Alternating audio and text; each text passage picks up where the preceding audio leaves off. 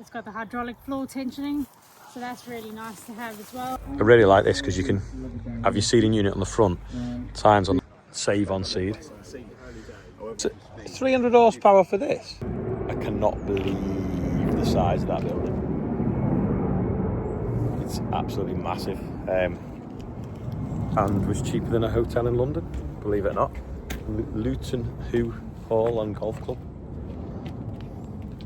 Yeah, it's day 2 of Groundswell. Going to shoot up there and probably go into London and meet some MPs. We'll just see how it goes. Try and do the machinery field today. So, 300 horsepower for this? No, oh, right. I was like, oh my God. Just looking at Claydon's hoe here. They do it in 6 metres. Well, they do an 8 as well. For going down between the rows. So you could have one that would go between, you can adjust all the tines, and you can even adjust the frame as well. So you don't end up with a tine in the way of the wheels or the mounting brackets. So you can go through Vaderstad corn or Claydon drilled corn. This is what a straw rake should look like when it's got good tines on. They're about 2 or 3 foot long. That's what ours looked like when it arrived. And they were just telling me then, the Claydon team, that there's actually grants on them at the moment now. So you can get, is it £6,500 towards one of them? And they're not actually that expensive. I mean, this one might be because it's got the cedar on it. But there is a grant available to go towards some of the cedar. But yeah, mine's properly worn. I think our tines are about that long. How is that allowed here? Did you reckon they've just brought it to wind them up? Yeah. That's the best bit. Might have not bought a potato bed for me. A plough at Groundswell. Who'd have thought? Last time I saw a plough at Groundswell, it was buried in the floor. Upright like that. That's when it went wrong. That looks like you need a good baler man before that, don't you? Imagine the string that'd pick up.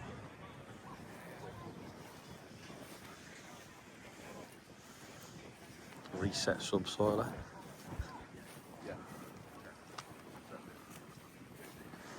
Shows you how hard it is. They couldn't get the electric fence posts in.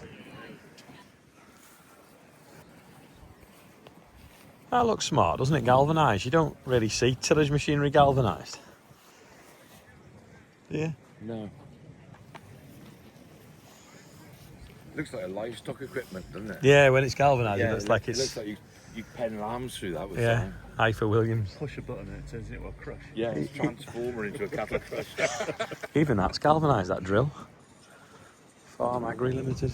Oh, Atkinson.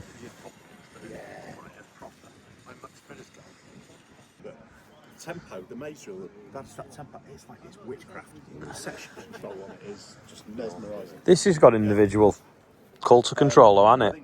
And I think it will place the seed exactly where it needs to be, so you can put your seeds so many mil apart, I suppose. Save on seed. Martin, you said the slugs might eat it because you've put in less seeds down. By the time they've gone through them spikes, them spikes, I can imagine there wouldn't be many left. I mean, they'd eat it as it was going along. Actually says on it here, Martin sold to David Jones. Yeah, does it? Yeah. You'll like that. It's very faint, but it does say it. Look good on this quad track, won't it? It is definitely David's because it's got the lockers for the cleaning products. Yeah. One for dusters and one for polish. 10 years now Vaderstad have been in a partnership with Seedork, and I think they own it all now. This is made in Europe though, because this will fold up and fit down a road, whereas the ones in Europe only fold up to 6 metres. So you can't fit down the road. It's obviously a tine drill with a real narrow point.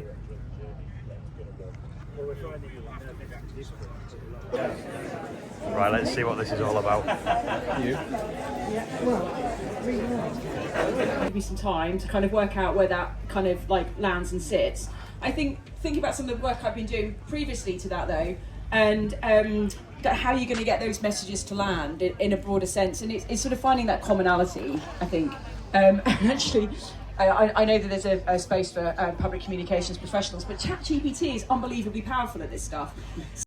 Gonna try and catch that Horsch drill working.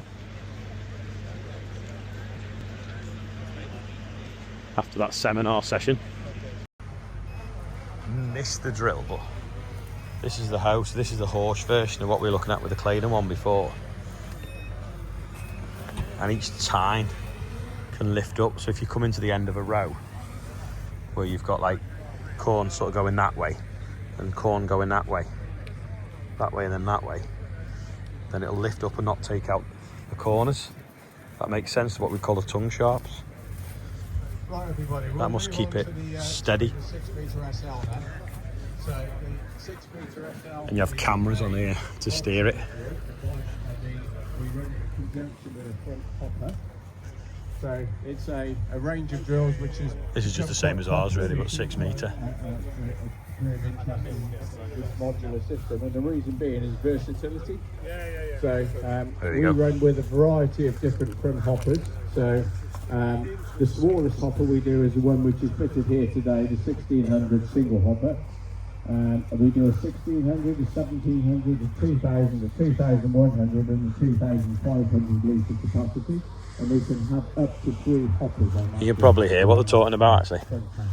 So again, that's giving us the ability to sell a variety of different products. This is a single tine. Like the Avatar, all the seed. I really like this because you can have your seeding unit on the front, tines on the back, or this. 2625 you see here, the clue is in the name really, so 6 metre working width, and the tines are arranged at 25 centimetre centres. We have on here the choice of 3 different openers too. So on the tip here, we can get the ultra thin, which is 11 millimetres. So that's for the very least amount of disturbance, if you like. So that opens up a very narrow cut, places the seed down, and the depth wheel stroke consolidation wheel at the back there finishes the operation off.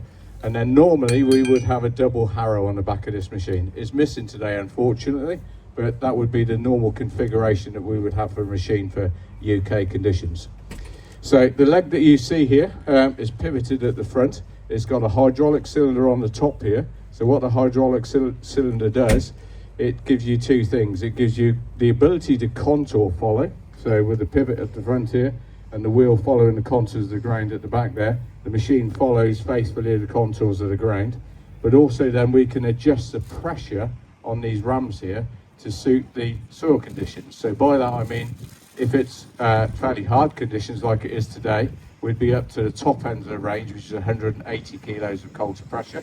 If it's cultivated ground, you've moved it to depth, or you played it, leveled it, for example, you might only need a small percentage of that pressure. But when we're in operation, we've got this ram roughly in the center of its stroke, so that gives us an equal movement upwards and downwards of its center position. The rows which are essentially closer together. When this folds, that platform folds down and spins the ladder. That's going to be your point of choice. And they move as well. It's really swish, but I missed it. It's the new Richard Weston spreaders. And then over there looks like they've got that huge one, a bit like what we had on demo, that spreads really wide. And then I could have done this as a quiz question, but there's no point. I'll explain what it is. It's a windrow turner for compost. So it's basically a big auger, pulls the middle of the compost or the muck, whatever you've tipped into the centre, fluffs it up, chops it up a bit. So eventually do that a few times and it'll really rot down and be dead available to the plants and the soil when you spread it, and also reduces the volume as well of spreading. It's clever that it's on tracks, isn't it? And little mini digger tracks. Obviously just powered by the tractor's hydraulics and a PTO as well. Obviously the PTO is not on, but it must go on the tractor there. I've come having a proper close look at this and Amy's explaining. So it's got isobus, you say? So yes, it's got load cells, isobus load cells and application rate control. So you can literally put 10 or 15 tonne in. Say I want 2 tonnes of the acre, and it'll work it out as you go along. Work it out, and it will obviously map it all out on your tractor's isobus screen and all of that. Yeah. So it's got like, is it got like section control then? Yes, it does. Right. and So does it this just one slow is- the disc? Sorry. Yeah, sorry, the floor, so it works on the floor speed. Right. Yep. And then obviously this one's also it's got the hydraulic floor tensioning, so that's really nice to have as well. So you set the pressure, you pump that up, set the pressure to what we tell you should have it on. Yeah. And then that keeps the floor tensioned, the chain tensioned all the time. Yep. Automatically, basically. This obviously sprung drawbar, it's got air brakes on it. It's on the bigger 710 tyres. It is huge, like. So, what width will it spread him up to then? So this spreader can spread up to 24 meters plus. Obviously, it depends on the material and the moisture and all of that. Yeah. Yeah, So but you could. 24 meters is what it can do. So for us, we'd probably spread to 18 if we were on 36-metre tram lines and just go every other one. Yeah. Looks nice anyway.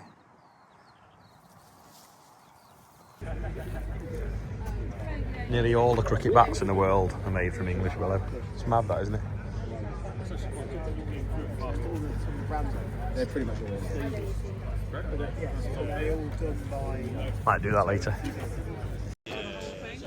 These blocks are made of, that's made of miscanthus straw, that's made of hemp straw, that's made of rape straw, and they're just like a normal thermalite block, but obviously made of straw.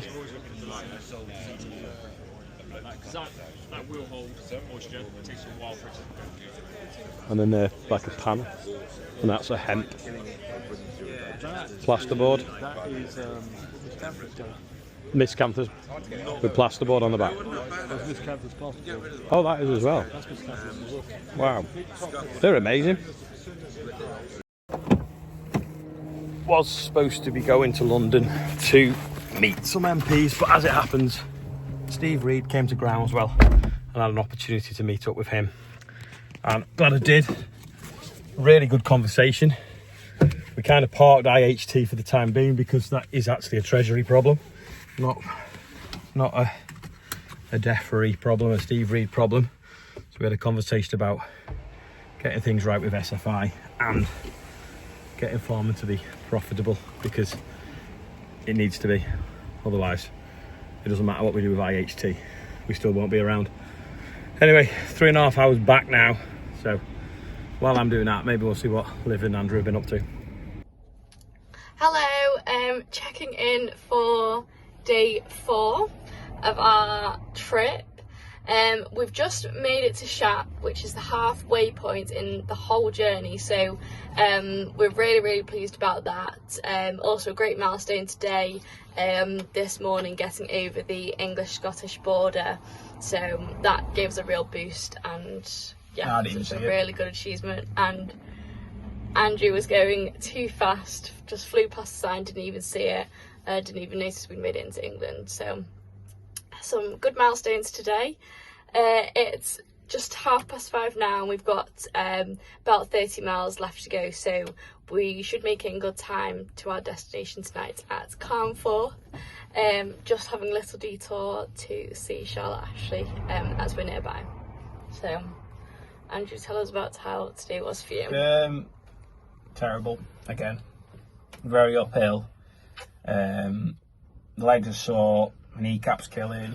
Got plenty of tiger balm on it, but it's just not getting better. So we'll go and see what Charlotte can get some cow medicine on it or something. Yeah. Get me kicking again. Yeah, she recommended Uddermint because that's what they use on the cows for sort of joint pain relief on their udders. So the kneecap's really stopping the job. It's all bandaged up. Bandaged up, full of tiger balm and deep heat, just trying to get it working again because it's just not having it at the moment. Yeah. So yeah. So yeah, we'll make it for stop 4 tonight, and then tomorrow we'll be back close to home, which will be a really nice boost, seeing all our friends and family. And seeing flat roads. Yeah, seeing some flat roads. Because look in front of us now, that is not flat. All the roads have been like this today, basically, for Andrew. I think we climbed up the same road. Olly came in the combine where he took a picture. Yeah, Shap Fell. Shap Fell, yeah, there. So we'll go and see Charlotte first, I'm not riding the bike to Charlotte, it's not part of the route, so just jumped in the tractor, give me a little rest, go and see Charlotte, and then come back to shop, have a cup of tea, and then back to shop, and then carry on to Cornforth. Yeah, so please keep updated on our socials, because we're updating on that all the time, saying the routes and everything, and if you come out and see us, then let us know, send us a message. So we'll see you tomorrow. So that's how I'm obviously back at HQ. That's how Andrew and Liv are getting on with Tractor 10 in the bike job, and it's downhill all the way down out of Shap once you get to the top. Anyway, today's birthdays. James Griffiths is on there. Cloda Kelly, I'm not sure how you pronounce that, but it's your third time you've been on there. Kerry Sim is 24. Freddie Bell.